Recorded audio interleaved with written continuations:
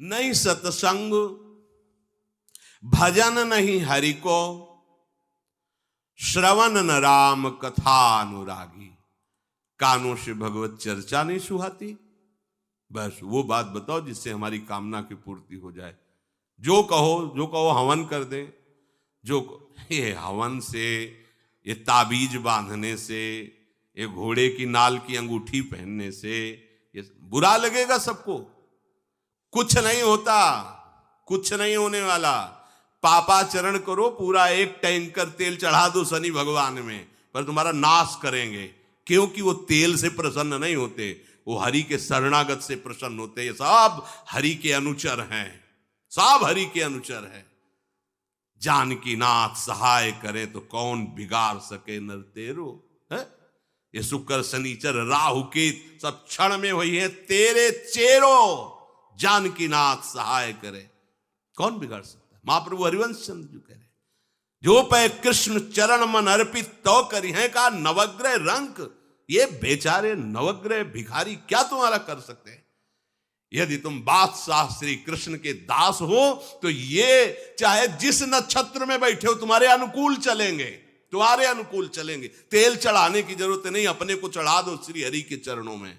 और हरि से विमुख हो तो तेल नहीं, तुम चाहे तेल की फैक्ट्री इन्हीं के ऊपर लगा दो। लेकिन ये सेवक हरि के हैं और हरि के तुम विमुख हो तो ये प्रसन्न हो ही नहीं सकते, तुम्हारा पतन ही होगा। पर ये संसार समझता नहीं। भगवान नाम से मतलब नहीं, भगवत आराधना से मतलब नहीं। अरे भाई ये लोकपाल हैं, जानते हो भक्त को भी काम क्रोध क्यों सताता है। ताकत नहीं इनकी प्रवेश कर जाए, अहंकार है इसलिए। और भगवान को अहंकार अच्छा नहीं लगता, इसीलिए भगवान के सब दूत हैं चढ़ बैठते हैं। देख तू कितना बड़ा साधक, कितना बड़ा भजनानंदी, दिखा हमें। अब फेल तो मैं भगवान की शरण तो हो ना, भगवान की शरण। और भगवान की शरण में हो जाए तो यही महासुख प्रदान करने लगते हैं, और कोई नहीं, इन्हीं के लड़का बच्चा है। द्वारिकाधीश के पुत्र रूप में कौन प्रकट हो रहा है? भगवान कामदेव, जो प्रद्युम्न अवतार है, साक्षात कामदेव हैं। कामदेव साक्षात आ रहे हैं। हम प्रभु से विमुख हो, कोई हमारा सहयोग कर सकेगा? कोई नहीं कर सकता। और अगर करने गया तो वो भी उल्टा टंग जाएगा। ये भी बात समझ लो। भगवान देख लो, हम आपको उदाहरण बता रहे कि तो कैसे काशी नरेश, पौंड्रक, ये सब मिलकर भगवान के विरोध में हुए। भगवान ने सुदर्शन चक्र को छोड़ा, काशी नरेश पौंड्रक सबका उद्धार किया। और काशी नरेश का पुत्र था सुदक्षिण। उसने विचार किया कि ये तो बहुत बड़े अपमान की बात है। भगवान शंकर की नगरी में रहता, काशी में महामृत्युंजय है, काल के भी महाकाल हैं। पंडितों से कहा ऐसा उपाय नहीं कि हम द्वारिका को भस्म कर दें। बोले है, भगवान शिव के ऐसे ऐसे मंत्र हैं कि वो तो विनाशकारी भी तो है ना, वो बहुत सुंदर भी है। कर्पूर गौरम करुणावतारम संसार सारम, करुणा के स्वरूप है। आशुतोष नाम है। एक चुल्लू जल ऐसा कोई देवता नहीं मिलेगा जो संसार में कोई देवता नहीं खाता, वो इन पे चढ़ाए जाते हैं। अकौड़े का फूल, धतूर का फल ये कोई पता है? नहीं पता। इतने से वो प्रसन्न, इसीलिए वो आशुतोष रीझ जाए तो पूरा नगर का नगर सोने का ऐसे दे दिया, लंका उन्हीं दे दिया। और अगर दृष्टि बदल जाए तो हनुमान जी बनकर पूंछ में आग लगा को श्रीलंका को नाश कर। बड़े विचित्र है। हाँ है भगवान शंकर विनाशकारी, द्वारिका को भस्म कर सकते हैं। आराधना की सुदक्षिण ने, बड़े बड़े विद्वान बुलाए। काशी तो विद्वानों की नगरी, और ब्राह्मणों की विद्वता तभी सार्थक है जब प्रभु में उसका समापन हो। विद्या कौन? जो भगवान से मिला दे। अविद्या कौन? जो अहंकार माया में लगा दे। तो उन विद्वानों की ये समझ में नहीं आया कि किसके विरोध में मुझे अनुष्ठान में बैठालना है। बैठ गए, अनुष्ठान शुरू किया, तो मंत्रों में ताकत तो है ही। भयंकर कृत्या प्रकट हुई, विश्व का विनाश करने की सामर्थ्य रखने वाली। मंत्रों के द्वारा उसे प्रेरित किया, जाओ द्वारिकापुरी को ही भस्म कर दो। और ये पता नहीं था कि द्वारिकापुरी ब्रह्मा की बनाई हुई नहीं है। सारी की सारी शक्तियां ब्रह्मा की बनाई हुई चीज पर बिगाड़ सकती हैं, लेकिन चिदानंद धाम में इनका तो प्रवेश ही नहीं। अब दूर से द्वारिका में दिखाई दिया, भयंकर ज्वाला में कृत्य आ रही। लोग भागकर भगवान के पास गए, प्रभु कोई भयानक मंत्र से आविष्ट होकर कृत्य आ रही जो नष्ट करना चाहती द्वारिका। तुम्हें घबराने की जरूरत नहीं, ना बताने की जरूरत है। द्वारिका हर समय सुदर्शन से सुरक्षित है, और सुदर्शन कोई जड़ चक्र नहीं है, वो चैतन्य भगवत पार्षद है। जब जहां जैसा अवसर आता है वैसा वो रूप रख लेते हैं। एक को मारना है तो 100 अरे वाले, हजारों को मारना है तो 1000 अरे वाले, और अगर पूरा सिस्टम विनाश करना है तो अनंत अरे वाले सुदर्शन चक्र हो जाते हैं। और जब सेवा ये नहीं होती तो हाथ जोड़े भगवान के पास खड़े रहते हैं। ये कोई जड़ वस्तु नहीं कि तलवार है भगवान की तो तलवारें बनी खड़ी रहेगी, नहीं, पार्षद स्वरूप है। आवश्यकता हुई वही कौमुदी की गदा सुदर्शन, ये सब दिव्य है। पांचजन्य शंख सुदर्शन चक्र सेवा में थे। भगवान ने आदेश किया, देखो क्या है, सुदर्शन चक्र ने दौड़ाया कृत्या को, वहीं चल जहां से आई तू, वहीं ले गए जहां पंडित लोग सब सावधान, मंत्र से अपने को सुरक्षित किए। ये बड़े खतरनाक अनुष्ठान होते हैं, जो मारण अनुष्ठान होते हैं, बहुत खतरनाक होते हैं। मतलब अगर सही माने में वो भगवत आराधक नहीं है तो फिर नष्ट भी कर देंगे, ऐसा नहीं। तो एक प्रसंग आता है कि एक शालिग्राम भगवान को नचा करके पैसे लेते थे।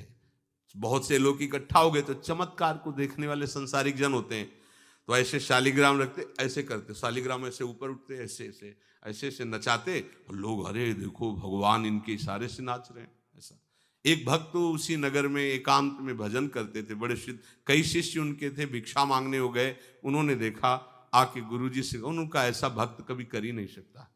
भगवान का भक्त अपने भगवान को प्रदर्शन नहीं बनाता, ये तो कोई तांत्रिक है, भक्त नहीं है।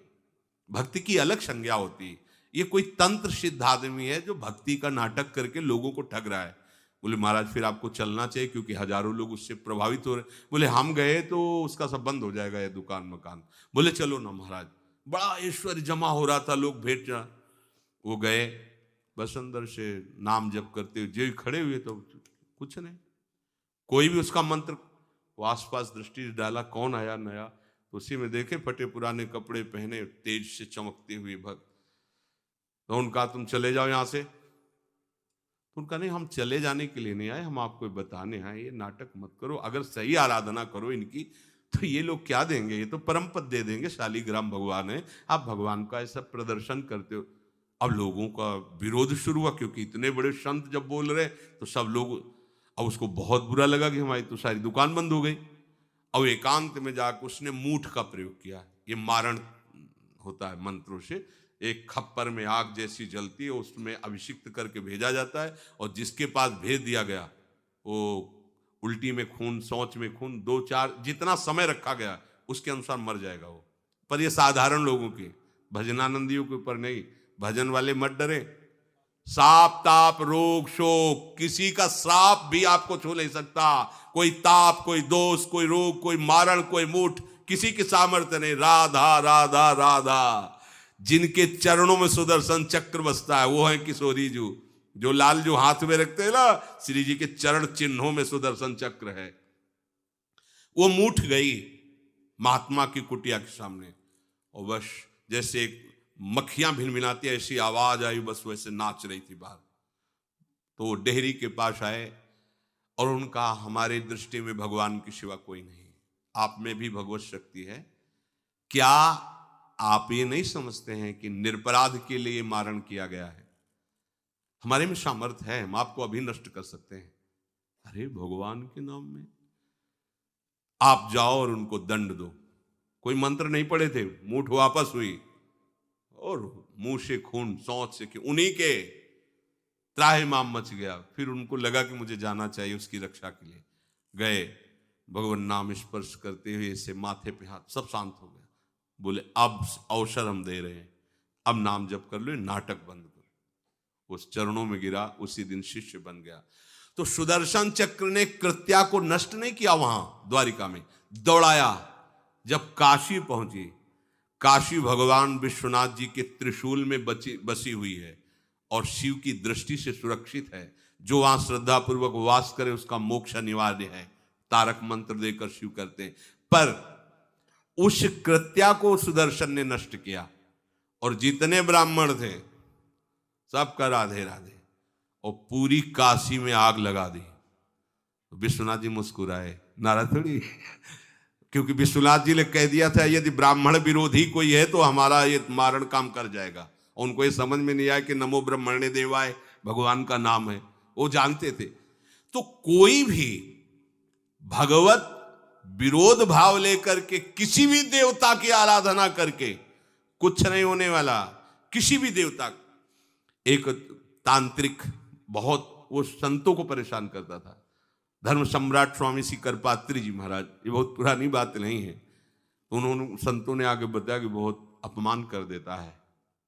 उन्होंने कहा ठीक है, गए, हाँ भाई शुरू हो जाओ तुम, जितना तुम्हारे पास तंत्र है हम एक भी मंत्र नहीं बोलेंगे, दंड लिए हुए हम एक भी मंत्र नहीं बोले, हम केवल खड़े हैं, तुम प्रयोग करो। वो जो उसके तंत्र के प्रयोग, नारायण नारायण नारायण नारायण, कुछ नहीं बोले। अब हम प्रयोग करें तो उठा, साष्टांग दंडोत हुआ। बोले आप धर्म सम्राट करपात्री जी हैं क्या? क्योंकि इतनी सामर्थ्य केवल उन्हीं में है जो मुझे रोक सके दूसरे। बोले बंद कर दो, दोबारा शिकायत नहीं आनी चाहिए हमारे पास। तंत्रों में बड़ी सामर्थ्य होती है, लेकिन भगवान में अनंत सामर्थ्य होती है, अनंत सामर्थ्य होती है। इसलिए हमें कभी भी प्रभु से विमुख होकर कोई भी देवता बचा लेगा ऐसा सोचना भी नहीं कि हम किसी की आराधना करके, ऐसा नहीं, वही आपको नष्ट कर देगा। भरत जी को, जड़ भरत जी को पकड़ ले गए जो चोर लोग थे, दस्यु लोग। उन्होंने देवी जी को कहा, बड़ा भ्रम है यार, वो जगत माता है, अम्मा है सारे जगत की, और बकरे की बलि दे लेते। उनका बच्चा बकरा नहीं हुआ क्या? जब जगन माता है, जगदम्बा है, जगद अम्बा है वो, तो क्या ये छोटे छोटे जीवों को जो बलि देते हैं, क्या उनको ये पता नहीं कि ये उनकी अम्मा है? उनके सामने काट रहे हो, मां तो मुझसे प्रसन्न होगी। काट लो, अभी अवसर आएगा तब तुम्हें पता चलेगा। अब वो जो पकड़ के लाया गया था मनुष्य बलि के लिए, तो वो दस्युराज एक बाजार सी लगी थी, उत्सव मनाया गया। उसे कहा गया था जो मनावे सो खाओ। तो जहां जाता अच्छे अच्छे पदार्थ खाता। तो दुकान वाले ने खा ले, थोड़ी देर बाद गड़ासा चले गए। बोले क्यों? तो बोले तुम्हें पता नहीं क्या? बोले नहीं। बोले बलि के लिए लाए गए हो। अब तो जलेबी मुंह की मुंह में रह गई कि इसके बाद गड़ासा चले। आसपास देखा तो रक्षक इधर उधर थे, भाग लिया। अब रक्षकों ने देखा कि वो तो है ही नहीं। अब उनको बड़ा भय लगा। अब वहां कोई फोटो थोड़ी खींची गई थी कि बलि किसकी चढ़ानी है। अब वो भागे। महाराज बैठे थे पद्मासन में, जड़ भरत जी ब्रह्माकार वृत्ति, इन्हीं को पकड़ ले गए। बढ़िया तगड़ा तंदुरुस्त है। और दस्युराज ने कहा बलि का जो वो लाया गया, हाँ मारा, अष्ट देख के प्रसन्न हो गया। तेजो में हष्ट पुष्ट ब्रह्माकार वृत्ति इनकी। बोले स्नान करवाओ। सालों से स्नान नहीं हुआ तो को उपटन लगा के स्नान कराया। खीर पुआ रबड़ी रसगुल्ला सामने भोग लगाओ, दबा के खूब खीर पूड़ी रबड़ी पाई। अब वो तो भगवान के प्रेमी भक्त है, ब्रह्माकार स्वरूप है, अपने स्वरूप में स्थित है। इसके बाद तिलक लगाया। बोले गर्दन झुका। भरत जी अंदर से कह रहे खीर खाया ना, अब गर्दन भी झुका, गर्दन भी कटेगी। भक्त की गर्दन यदि श्रद्धा से झुके तो ठीक, अगर जबरदस्ती से झुका दिया तो तुम झुकाने लायक नहीं रह जाओगे, भी ध्यान रखना। क्योंकि ये गर्दन अब गर्दन नहीं, ये किसी और की शान बन चुकी है। भक्त की गर्दन किसी की शान है और वो उनकी शान है जो सबकी जान है। देवी जी की मूर्ति में आग लग गई, दाह शक्ति पैदा हो गई। जे ही जड़ भरत जी का शरीर ऐसे किया, फाड़ करके मूर्ति भद्रकाली प्रकट हो गई। और जो गड़ासा काटने उसी को उठाया, काट काट के उन्हें दस्युराज से लेकर समस्त सांप को काट करके खून की होली खेल दी। भरत जी ने देखा जब कोई काटने वाला नहीं है तो बोले ठीक है अब चलो पचाने के लिए टहलते हैं, थोड़ा खीर पुआ खाया, चल दिए, कोई रोक। देवी जी से एक बार भी लिखा कि मां बड़ी कृपा। जो भगवान का भक्त है वो दूसरे की कृपा भी नहीं मना सकता। नहीं, एक बार भी मुड़कर ऐसा प्रसंग नहीं आया कि देवी जी के देख बड़ी रक्षा कर, कुछ नहीं। प्राण जाने पर कोई भय नहीं, रक्षा होने पर किसी की स्तुति नहीं, अपने मंगल विधान। हरि आश्रय, सत्संग हरि आश्रय देता है, बहुत बड़ा बल हरि है, मान लो। एक दिन आपसे कह रहे थे कि जब आपने देखा नहीं उनको, उनसे बात नहीं हुई और आप उनके जनों से बात सुनकर उनकी तरफ चल पड़े, इस बात से हरि आपके ऋणी हो जाते हैं।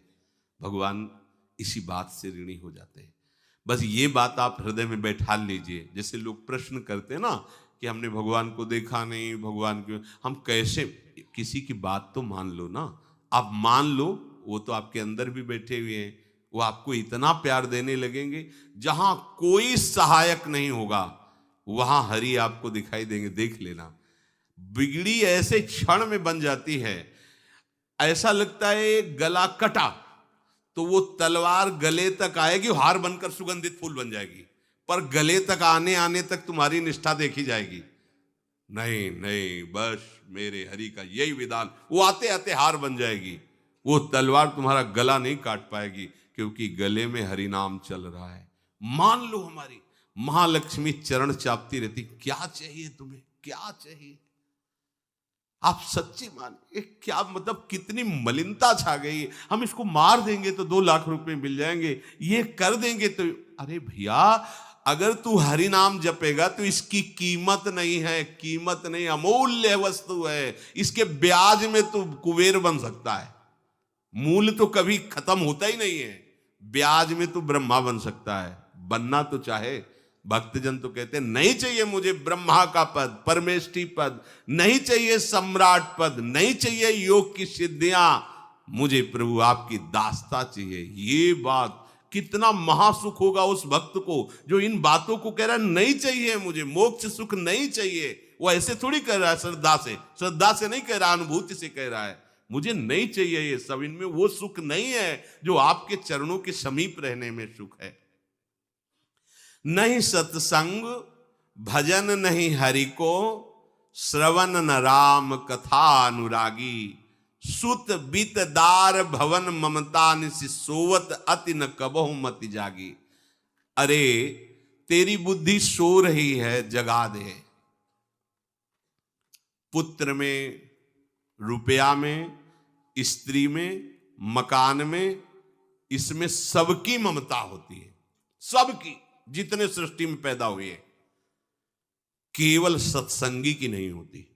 जो असली सत्संगी है उसकी ममता प्रभु के चरणों में होती है, क्योंकि वो जानता है सब रूपों में प्रभु ही है, ये सब पसारा प्रभु का ही है, इसलिए ममता उसकी प्रभु के चरण। एक अहमता ममता ये जग में है दुख जाई, ये जब श्री जी की ओर लगे तो होत परम। जाग जा, बिना जागे दुख दूर नहीं हो सकता।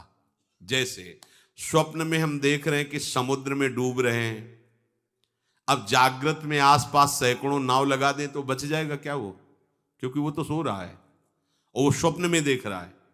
अब हम नाना प्रकार के तैराकों को बाहर तैनात रखें तो उसको कोई सुख मिलेगा क्या, क्योंकि वो स्वप्न में। उसको अगर सुखी करना है तो एक ही उपाय, जगा दे। जगा दो तो ना समुद्र रह गया ना डूबना रह गया।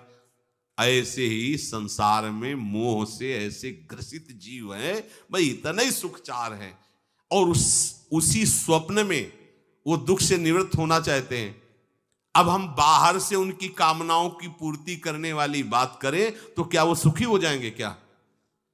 इसीलिए कोई साधु जो भगवत मार्ग का पथिक है वो कभी सपोर्ट नहीं करेगा जाओ ऐसा, वो जाओ ऐसा ही है जैसे उस स्वप्न में समुद्र में डूब रहा है, बाहर से हम जल जहाज नाव तैराक सब लगा रहे हैं, लेकिन वो नहीं सुखी होगा, क्योंकि उसके सुख का कारण तब बनेगा जब स्वप्न हटे।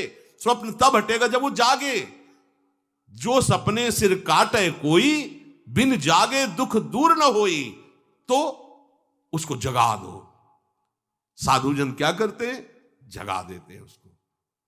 जागो, कहां मोह निशा सब सो अनिहारा, देखे स्वपन अनेक प्रकारा, यही जग जामिन जागे जोगी।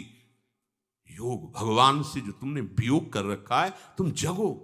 जे ही जगोगे तो जे ही जाने जग जाए हेराई, जागे जथा स्वपन भ्रम जाई। कोई नहीं है यहां। एक कल श्लोक, मत्तः परतरम नान्यत किंचित अस्ति धनंजय, मेरे सिवा कोई नहीं। ये कब पता चलेगा? जागने पर। तो हमें ये बहुत कुछ दिखाई दे रहा है, स्वप्न है। उमा कहूं मैं अनुभव अपना, सत हरि भजन जगत सब सपना। तो बोले तुलसीदास हरि नाम सुधा तजी, सठ हठ पियत विषय विष मांगी। अगर कहीं संतों के पास भी गए तो क्या मांग रहे हैं? हठ करके विषय विष मांग रहे हैं। वो आत्मदेव नाम के एक ब्राह्मण थे, सब कुछ समृद्धि थी, संतान थी नहीं, बड़े दुखी गृहस्थी में। हमारा कुल चलाने वाला होना चाहिए। बड़ा भ्रम बैठा हुआ है, हमारा कुल चलाने वाला नहीं, तो सब बेकार, जीवन ही बेकार हो गया। बिना गुरु के यदि शास्त्र पढ़ोगे ना तो भ्रमित हो जाओगे। स्पष्ट लिखा, पुत नाम के नरक की उसको प्राप्ति होती जिसके संतान नहीं होती। अब तो गृहस्थ में बेचारा पड़े परेशान। उन्होंने सोचा इससे अच्छा है आत्महत्या कर लें। बहुत संतों के पास जाकर के यज्ञ करके सब अपनी कामनाओं की पूर्ति चाहते, दान पुण्य दे करके। उसने भी जितना उपाय हुआ किया, नहीं हुई संतान। मरने के लिए जंगल में, उधर से एक सन्यासी जी आ रहे थे। देखा साधु तो ब्राह्मण तो थे, उठे प्रणाम किया। देखा उनको उदास क्यों हो? उनका महाराज उदास ही नहीं, मैं तो आत्महत्या करने आया हूं यहाँ जंगल में। अरे ये तो महापाप है, आत्महत्या तो बड़ी दुर्गति का कारण है। बोले महाराज अगर आप बचाना चाहते हो तो आप कृपा करो। क्या क्या चाहते हो? बोले हमारे पास सब कुछ है, बेटा नहीं दोगे तो हमारा जीवन बेकार। तो उन्होंने अंतर्दृष्टि से देखा और कहा 7 जन्म तक तेरे पुत्र नहीं भाग्य में तेरे लिखा है। तो उसने कहा फिर तो अभी मरते, आत्महत्या करते। हम 7 जन्म की बात, हम 7 दिन नहीं जिएंगे, हमें पुत्र चाहिए। संत का दयालु। देखो जिनके पास तपस्या और भजन का धन होता है, जब भगवान अधीन है तो कुछ भी कर सकते हो, कुछ भी कर सकते हैं। प्रारब्ध मिटाना कोई बड़ी बात नहीं। प्रारब्ध जानते, कोई देवता थोड़ी है, तुम्हारा पीछे का किया हुआ कर्म है।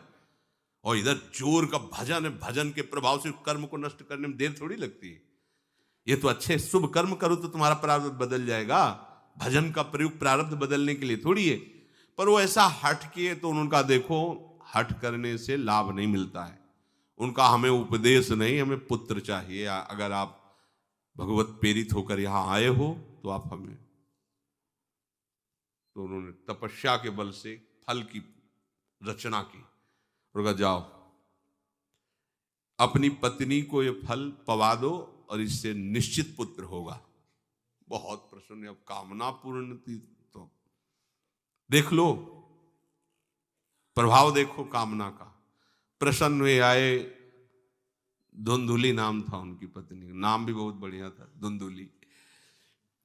वो कहा कि देखो ये फल खा लो, तुम्हारी संतान हो जाएगी। बहुत मीठी बात बोलती थी, मृदुभाषी, कपट हृदय। अलग अलग क्षेत्र होता है, हृदय कपट और मुख में मीठी बात। बहुत संभल के व्यवहार करना चाहिए ऐसे लोगों से। मधुरिया बानी मीठी, क्या मृदुभाषा। नहीं प्रीतम, आप चिंता मत करो, फल ऐसे थोड़ी खाया जाता है, नहा धो के पवित्र होके फिर। हाँ उनका ये बात, तो आप अपने काम में लगो, हम पा लेंगे ऐसा। अब आपको विश्वास है ना? बोले विश्वास तो है, इसमें क्या विश्वास, आप भी तो चाहती ना पुत्र हो। बोले हाँ। वो जो ही गए सो अपनी बहन को बुलाया और कहा सुनो, अभी तो हम 4-5 रोटी कढ़ी चावल सब पा लेते हैं, पूड़ी खीर पुआ। गर्भ रहेगा तो पेट तो उसी से भरा रहेगा, तो हमारा भोजन रुक जाएगा। हाँ ये तो बात है। जब पेट बढ़ेगा, अगर घर में आग लग गई तो फिर हम भाग नहीं पाएंगे, तो हम जल जाएंगे। ये निगेटिव सोच वाले लेते।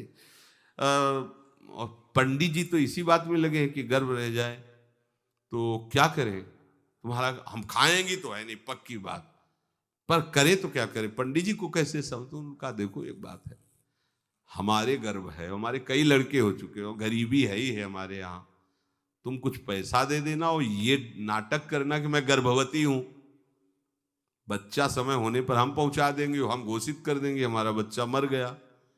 तो पंडित जी को तुम नाटक में बताते रहना कि गर्भ है, बच्चा हो जाए, पंडित जी कह देना बच्चा हो गया है, तो बोले दूध पिलाने की समस्या आएगी, तो बोले ये तुम कह देना कि पहला पहला बच्चा है, हमारे वक्षा स्थल में दूध नहीं, हमारी बहन का था तो मर गया बच्चा, तो उनको बुला लेती तो बात बन जाएगी, बढ़िया बात हो गई। परीक्षा के लिए फल गाय को खवा दो, गाय को खवाया, ठीक समय पर गोकर्ण जी प्रकट हुए, दिव्य तेजोमय बालक, कान केवल वो गाय के, बड़े ही विद्वान और भगवत भक्त संत के द्वारा कहा था 7 जन्म तुम्हारे भाग्य में, बच्चा नहीं तो नहीं है, देखा गाय के हो गोकर्ण जी प्रकट हुए। उधर उनके जो बच्चा पैदा हुआ वैसे ही नाटक के द्वारा पहुंचा दिया गया, वैसे ही पूरा जैसा पहले पक्का हुआ। अब उसने कहा कि हमारे तो स्तनों में दूध नहीं, हम अपनी बहन को बुला लें, उनका बच्चा मर गया। हाँ हाँ हमारा बच्चा स्वस्थ होना, आप बुला लो, उसको हम धन भी देंगे, वो हमारे बच्चे की सेवा कर। अपने नाम से जोड़ करके उसका नाम रखा धुंधकारी, धुंधुली और धुंधकारी, अज्ञान का साक्षात स्वरूप। और जैसे ही वो अवस्था बढ़ती गई तो उसके पापाचरण बढ़ना शुरू हुए, बच्चों के साथ खेलता, खेलते हुए बच्चों को उठा लेता और कुएं में डाल देता, मतलब घोर अत्याचार। गोकर्ण जी हर समय भजन साधन शास्त्र स्वाध्याय, जब और बड़ा हुआ तो माता जी को अपने डंडों से रोज पूजन करता, पिताजी को गाली लात थप्पड़, पिताजी तो रो पड़े।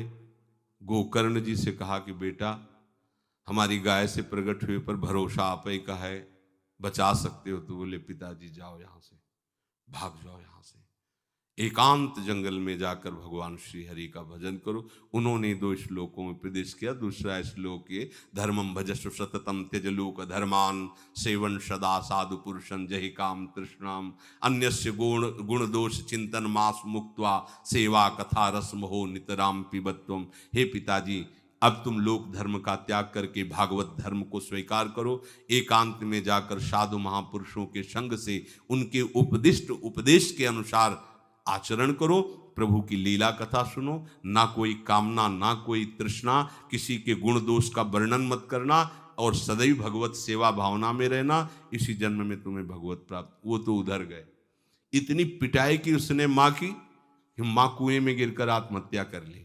फिर तो मनमानी आचरण, कुछ वैश्याओं को रखा और चोरी करके लाया, वैश्याओं ने सोचा किसी दिन पकड़ा जाएगा ये और हम, तो उसके हाथ पैर बांध दिए, चारपाई में ला के मुख में अंगार डाल, वो मरा भयानक प्रेत। कामना ने क्या किया, सर्वनाश। किसी को हरि विमुख होकर कभी सुख मिल सकता है? आप संतों के पास जाइए, अपनी कामना रखिए, हम ये नहीं कहते कि कामना तुम त्याग पाओगे, कामना रखिए, भगवान के पास जाइए, अपनी कामना रखिए, क्योंकि आप कामना से युक्त हैं, पर छूट इतनी दे दीजिए कि जिसमें हमारा मंगल हो वो करना। जैसे नारद जी भगवान से अपनी कामना रखते हैं कि हमारा ब्याह करवा दीजिए, और बाद में एक छूट दे देते हैं कि जेहि विधि होए नाथ हित मोरा। तो हरि को अच्छा लगेगा, गुरुजनों को अच्छा लगेगा कि इस कामना से इसका कोई जीवन बाधित नहीं होगा, वो पूर्ण भी कर देंगे। और अगर लगा कि इसका पतन हो जाएगा तो आप रोते रो तो भी कामना की पूर्ति नहीं करेंगे। उत्तम बात तो ये है कि कामना हरि की प्राप्ति की करो, वो सर्व सुख स्वरूप हैं। किसी का अन्य आश्रय अन्य बल ना लेते हुए अपने श्यामा श्याम के चरणों का आश्रय लेकर निरंतर भजन करो, तो ये अनुभव हो जाएगा कि सुख किसे कहते हैं। अभी तुम्हें परिचय ही नहीं मिला, सुख किसे कहते हैं। सुख सच्चिदानंद है, सुख एक रस है, सुख अविनाशी है, वो सुख सदैव बढ़ता रहता है, घटता कभी नहीं। एक रस होते हुए भी प्रतिक्षण वर्धमानम है, कभी कभी अंत नहीं होता इस सुख का। ऐसे अनंत सुख के लिए हमें मनुष्य जन्म मिला है।